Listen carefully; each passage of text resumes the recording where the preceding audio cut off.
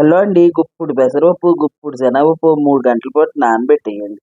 నానబెట్టేసి మధ్యాహ్నం పిల్లలు స్కూల్ నుంచి వచ్చేటప్పటికి ఇలా నీళ్లు లేకుండా వాడేసేసుకుని మిక్సీ జార్‌లో ఏసుకుని బరకగా కొట్టేయండి. కొట్టేసిన తర్వాత గుప్పుడు ఉల్లిపాయ ముక్కలు ఏసేయండి, ఆనియన్ ముక్కలు, కొంచెం పచ్చిమిరపకాయ, అల్లం పేస్ట్ ఎయ్యండి. కస్తూరి మేతి ఎయ్యండి. వడ సూపర్‌గా ఉంటుంది. కొంచెం జీలకర్రేసి నువ్వుపప్పు ఇలా ఉండగా శుభ్రంగా అద్దేసి అలా వడ కింద ఒత్తేసి ఏసేయండి.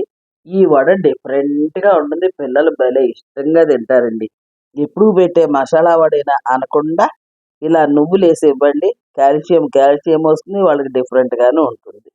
ఇలా 2 పెట్టి కొంచెం ఏసి ఇవ్వండి. రాగానే స్నాక్స్ కింద ఎంతో ఇష్టంగా తింటారు.